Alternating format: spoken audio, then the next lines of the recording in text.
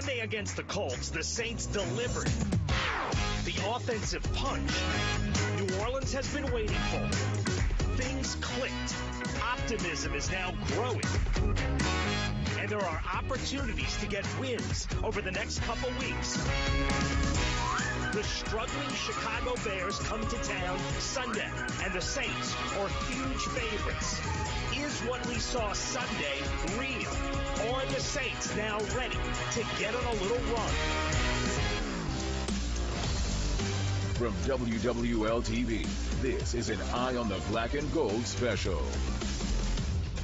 Indianapolis was fun and eye-opening, and the Saints' schedule is not difficult from here on out. A study today called the remaining schedule for New Orleans the 30th toughest in the league. There is opportunity for a run, but that has to start right now. I'm Doug Mouton. Welcome to our Eye on the Black and Gold special. Seth Lewis is live outside the Superdome with a look inside the train wreck known as the Chicago Bears. But Ricardo LeCompte kicks us off with a preview at the Saints facility in Metairie. Ricardo. Hey, Doug, it's crazy what a win can do to boost the morale of a team and a fan base. And certainly the Saints and the Hootats feel better about where they stand now than at the same time last week. And now the Saints will move forward and try to go on this little mid-season run, as you mentioned, and it starts on Sunday with the Bears. Back on track, a 4-4 record doesn't exactly signal dominance. That one. Wow, got it. But in a weak NFC South, it's good enough to give the Saints a tie for the division lead. And with what took place last Sunday against the Colts, and with what lies ahead on the schedule, New Orleans could end up taking a dominant lead in the NFC South. You know, I was talking to Coach Clancy today, and he's been on a lot of winning teams, because of Super Bowl teams, and so he said it best. November is kind of the championship month. You know, you win November, that kind of leads to December, and that kind of, propels you into the postseason. So really good to just get a head start and just get on the winning track now rather than later. The Saints want to keep rolling on that track by capturing a second straight win against the 2-6 Bears. And after beating a backup quarterback in Gardner Minshew last weekend, New Orleans faces another backup QB this Sunday, as well as its third rookie signal caller this year. Tyson Bagent makes his third start for the Bears. He guided Chicago to a win over the Raiders 2 weeks ago, but struggled in a loss to the Chargers last Sunday night. He's dishing off the ball pretty quick, faster than Bills was at the time. So, he's getting the ball out of his hands, making, the right decisions. So, we just got to make sure we're in the right place at the right time. He's showing some promise of what he can be and all those kind of things, and I think he's a good player. While Bagent prepares to play against a top 10 defense in New Orleans, the Saints will look to build on their offensive explosion in Indy. The offense scored a season-high 38 points and piled up a season-high 511 yards. The last few weeks we've been moving the ball well, and at times early on we moved it well, in certain second halves of games and things like that. But we finished our drives with touchdowns, and we connect on some big plays that helps too. I still think there's room to improve, and I still think the guy's mindset is, yeah, cool, we won, awesome, how do we get better? It's a confidence boost for all of us that, we can put that tape on and see how dominant we can be. So I think it was a good thing for us last week. Yeah, Ryan Ramczyk said it best. This team needed a confidence boost. And you can also see the confidence growing with this offensive line. They've allowed just 2 sacks over the last 2 games after giving up 17 sacks through the first 6 weeks. Meanwhile, the Bears, they have the fewest sacks in the NFL, 10 through 8 games. But they're hoping that their new acquisition, defensive end Montez Sweat from the Commanders, will help boost that total. He has 6.5 sacks on the season. Doug? Yeah, thanks, Ricardo. Now, for a Week 9 game, the Saints are really pretty healthy as far as injuries go, but a nasty gastrointestinal virus hit the locker room last week that is still lingering. Dennis Allen said a dozen or so players, including Mike Thomas, played Sunday against the Colts, suffering from that stomach bug. Now, Thomas will play this Sunday. He was a full participant at practice today. Now, Malcolm Roach is a new addition to the injury list. He's got that bug now. Lynn Bowden is getting better. He's on the limited side, and the Saints might get James Hurst back, which would be a huge boost. Now, obviously, the hope is the Saints will take the positives from Indianapolis and keep that ball rolling. That's where we started this afternoon with Ross Jackson from the Locked On Saints podcast. All right, Ross, probably the best thing coming out of Indianapolis was the way the offensive line played. What did you like about it? And is there a guy or two you want to single out? Yeah, I think Ryan Ramczyk is where I'd like to start with this one, because Ryan Ramczyk, I think, played his best game of the season going up against Indianapolis, and he's always been an anchor for the offensive line. And oftentimes we can see that when the offensive line kind of goes the way of Ryan Ramczyk, and especially when you're a right tackle and you're going up against a lot of premier pass rushers, a lot of premier edge defenders, when you get production out of a guy like that, the rest of the offensive line is easily able to fall into place. And look, I thought the Saints really found something in the running game with Lynn Bowden and Foster Moreau. Those two guys I thought were really good coming in and helping to spring some runs. Yeah, Lynn Bowden might be one of those guys that doesn't look the part of a blocker, but is a fantastic blocker. And that's a huge, huge opportunity for him to be able to get back out on the football field and be able to contribute immediately to this team. Being able to have those guys that can come in and help block from the perimeter, that helped to open up a lot of opportunity for Alvin Kamara in this run game. Are you worried at this point about Chris Olave? Look, he's a guy that's had athletic success his entire career, and now he's dealing with some criticism, and it sort of looks like maybe it's affecting him on the field. Are you worried about him right now? The one reason why I will say that I am not worried about Chris Olave in the slightest is because of his awareness of the situation. A lot of times across the NFL, when you see some of these guys that get the diva tags or whatever tags some people might want to start to prescribe at this time, those usually come with a lot of denial. We're not seeing that from Chris Olave. Chris Olave has consistently in front of media, and I assume also in front of his team as well, considering that he's willing to do it in front of media, owned up to kind of where he is and mentioned, sort of the shortcomings of where his game has been here recently. That alone gives me enough of an understanding of his level of maturity and his ability to climb out of this rut. Yeah, I love that perspective. All right, looking at the defensive side, we haven't talked about them much because we've been waiting for the offense, but the last couple of weeks, they have given up a bunch of yards and a bunch of points. Are there things that concern you about the defense right now? Yeah, I think right now some of the big things you're looking at are some of the splash plays. You saw the big catch and run by Christian Kirk. You saw the big runs by Trevor Lawrence against Jacksonville. Against Indy, you saw big runs by both Jonathan Taylor and Zach Moss. Football is a game of moments, and that's one of the things that you have to be able to control as a defense. It's not just about your consistent level of play, but that consistent level of play has to be able to back down some of those big splash plays, because those big splash plays can be those 1 or 2 moments that decide a football game. Yeah, and more with Ross after the break. He'll give us his prediction for Sunday. But next, Seth will take us behind enemy lines. We'll go in-depth into the Bears. The Chargers ran through them Sunday night. What's gone wrong in Chicago? That's ahead on our Eye on the Black and Gold special.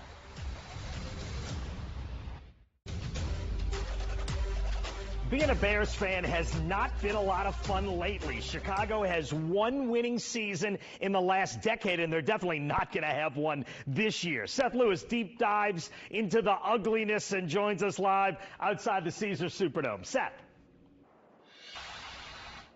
Doug, losing is bad enough in Chicago, but the drama surrounding this team is enough for a reality show. Mid-season firing, scandals, and starting quarterback Justin Fields will be missing his 3rd consecutive week with a dislocated thumb.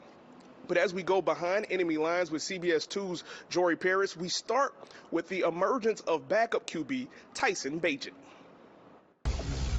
Yeah, Tyson Bagent, I mean, he's a great story, right? Division II quarterback comes in. The biggest thing that we've seen from him and heard from the coaches and the teammates since he's kind of gotten this opportunity is just the confidence, right? There doesn't seem to be a moment that's too big for Bagent. Certainly in his first career start, helps the team to a win against the Raiders was just the poise and his ability just to operate. There's certainly some moments that he wanted back in prime time against the Chargers there last week, a few picks, but he's just kind of from week to week, and since we've seen him get in there, just continued to get a little bit more comfortable. Now, the Bears have struggled on the field, only 2-6, but at times it's been even more of a mess off the field. Have you seen some positives over the last month, or is it a reshuffling of the deck that's inevitable?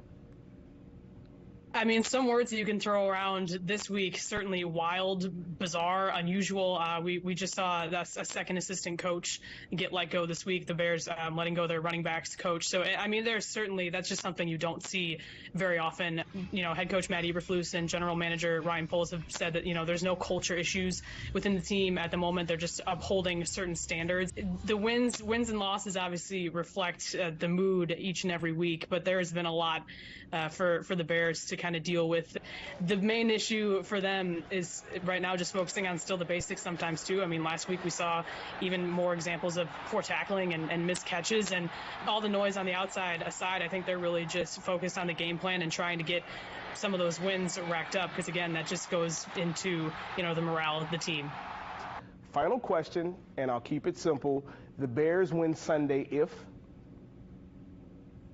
The Bears win Sunday if they win the turnover battle, which is obviously, you know, the goal each and every week. But we've seen from this team when they are playing well, it always comes back to that and that ratio. And when the defense is going, it really just helps out the offense. Obviously, complementary football is huge for any team, but specifically in that win against the Raiders, that's something that stood out. And, you know, if that defense gets going, they just, you know, kind of added another guy in Montez Sweat here to try to bring some pressure on the defensive line for the Bears and maybe try to get, you know, the Saints offense a little bit uncomfortable because they've been rolling here the last couple of weeks as well. I think that's going to be the main factor on if they can get a third win. And Montez Sweat will be a welcome addition for the Bears defense. Chicago currently ranks dead last in the league with sacks, with only 10 on the season. Doug? Yeah, thanks, Seth. Now, time to get a prediction from Ross Jackson of the Locked On Saints podcast. But first, let's start with the Bears quarterback. Maybe the most interesting story happening right now with the Chicago Bears is Tyson Bagent, the quarterback, his rise and fall. He wins, and he's the greatest thing to ever happen, and then he loses and plays poorly, and he's horrible.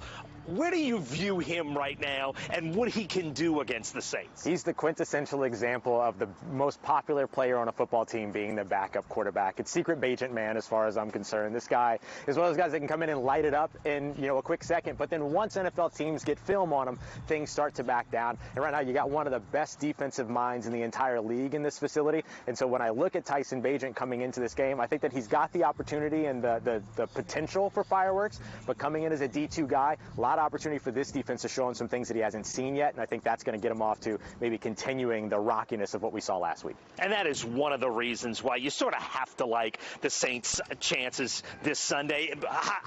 What kind of chance do you give the Saints to win this? Yeah, I think that the New Orleans Saints win this game as long as they don't lose it, right? Like, this one comes down to their ability to be able to put a game away. I think the defense should be able to do that.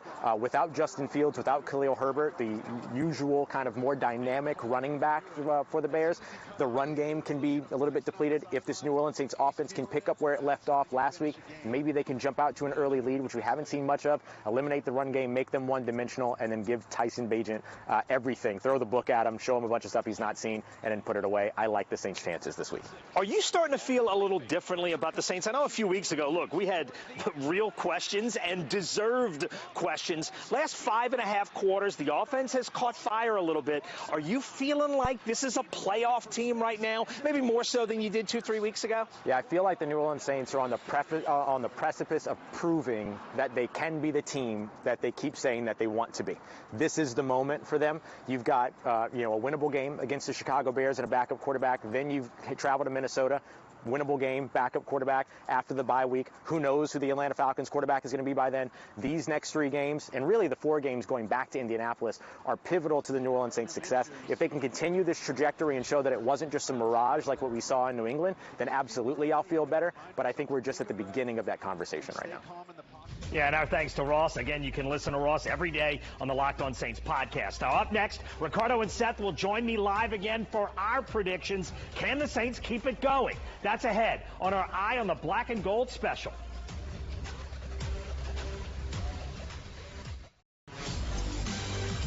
Lots to like about the Saints' chances against the Bears on Sunday. The Caesars Sportsbook has New Orleans 8.5-point favorites at home. That is the biggest spread in any NFL game this weekend, and it really should be. The Saints are better offensively, 12th in the NFL right now, as opposed to Chicago, which is 19th in total offense. And the Saints are much better defensively. New Orleans is 5th in the NFL in total defense. The Bears are 23rd. And to emphasize that, the Saints are 2nd in the NFL right now in third down conversion defense, meaning they're getting third down stops and getting off the field at an elite level. The Bears simply are not. They are second to last in the NFL on third down. The one thing the Bears are doing well is running the ball. They have the 6th best rushing offense in the NFL, 5th in yards per carry, but that is it on the positive side. And their quarterback was a big part of that, but Justin Fields will not play Sunday. His numbers weren't bad. 14th in the NFL in passer rating. He had a couple of big games before dislocating a thumb. His replacement, undrafted rookie Tyson Bagent, had a rough outing Sunday night against the Chargers. If he had thrown enough passes, he'd be 35th in the NFL right now in passer rating. And maybe the biggest positive for the Saints coming out of Indianapolis, the offensive line played significantly better. I'm certainly, proud of the way those guys have, stepped up, particularly with a lot of the injuries that we've had on the offensive line and guys playing in different positions and doing some different things. I think the last couple of weeks, I think you've seen some steady improvement with that group. Yeah, that improvement has been huge to get this team going. All right, let's bring in Seth and Ricardo. Look, I think I know how the predictions are going to go, so we got two parts here. Who wins, and yes or no, are the Saints a playoff team? Ricardo, you first. Yes, Doug, your instincts are correct. Yes, the Saints are going to win Sunday. Now, I'll feel better about this team being a playoff team if they take care of business during this little 4-game stretch. As Ross alluded to, they're going to be playing backup quarterbacks. They're going to be playing teams that will be starting quarterbacks that didn't start for them from the beginning of the season. So you had Gardner Minshew, now you have Tyson Bagent, and then on and on with the Vikings and so forth with the Falcons. But I want to see this defense start fast. Struggled the last 2 games. Let's see if they can get after Tyson Bagent early on Sunday.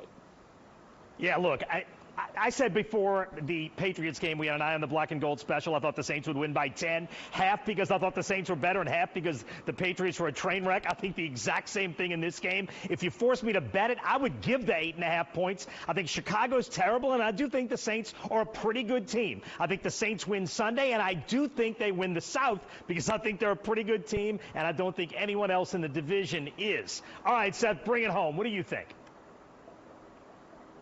Doug?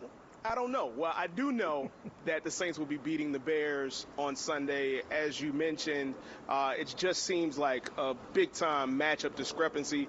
But when it comes to this division, obviously it's wide open, and they have the most talent in order to be able to win this division. As Ricardo said, taking care of business over these next 2 weeks will be really important to seeing if they can finish the deal. Yeah, great stuff, guys. It is a huge next 2 weeks for the Saints because you have a chance to win. You got to get it done. Again, it's a noon kickoff Sunday, and you can see it only here on Channel 4. We're back with more of our Eye on the Black and Gold special in a minute.